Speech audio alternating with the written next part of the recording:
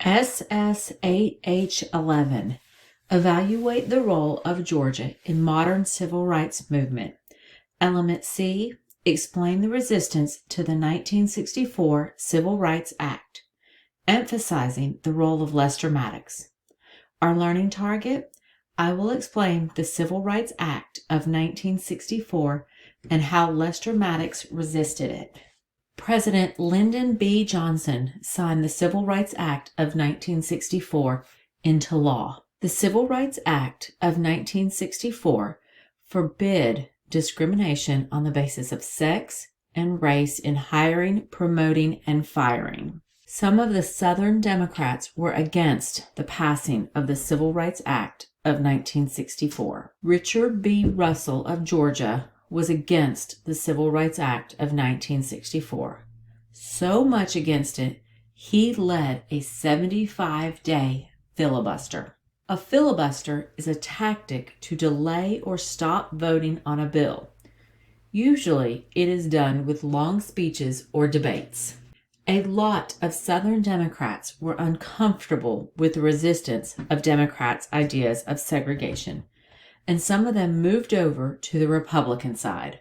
One Democrat who was totally comfortable with segregation was future Georgia Governor Lester Maddox. Lester Maddox owned the Pickerick Cafeteria near the Georgia Tech campus. The Pickerick was a whites-only restaurant.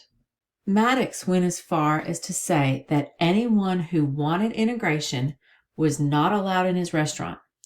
He also had segregationist literature and a wishing well that had "Make a Wish for Segregation" on the front of it. He believed so much in segregation, he forcibly removed people from the Pickerick by chasing them out with a gun or axe handles. Maddox was fined $200 a day for his refusal to serve African Americans. After 2 months, Maddox closed his restaurant. Lester Maddox beat out Ellis Arnall for governor in 1966. Strangely, as a very vocal advocate for segregation, he did some interesting things as governor, one of which was he appointed more African Americans to government positions, more than all other governors combined. One interesting thing he did was he created Little People's Day. It allowed average citizens, both black and white, to meet with the governor. Maddox still had strong feelings about segregation. He refused to fly the flags at half-staff after the death of Dr. Martin Luther King Jr. Maddox continued to run for political office until 1976.